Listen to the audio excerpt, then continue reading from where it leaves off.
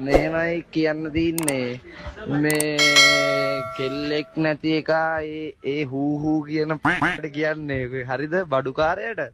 මේ අද මම මේ උපවාසයක් කරන කුණුහරුප කියන්නේ නැහැ කියලා මම හිතාගෙන ඉතින් ඒ වුණාට උඹලා වගේ පුතාලා එක්ක අපිට මේකේ කුණුහප්ප ලෝකේ ඉන්න බෑ අන්න ඒකයි මෙන්න තත්ත්වේ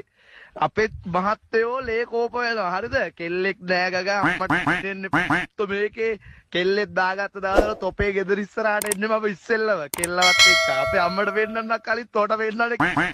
තෝ දැනගනි ඉබ්බේ ලේ කෝප වෙලා මම කතා කරන්න උපවාසය අද නවත්තනවා හෙට කරනවා ඒ වුණාට මේක මතක තියාගන්න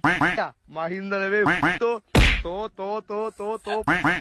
තෝ අහුනොත් මම අල්ලලා ගහනවා පොළවේ කෙල්ලෙක් නැහැ කියලා කියන්න බා මම මේ සියලුම කෙල්ලෝ නැති කොල්ලෝ වෙනුවෙන් තමයි හඬ නගන්නේ ජනිත ඉන්නවා මලිදු ඉන්නවා අපේ රහල් මල් ඉන්නවා සංගමේ උඹලත් තොපි 70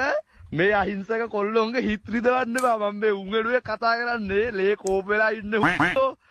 ජනිත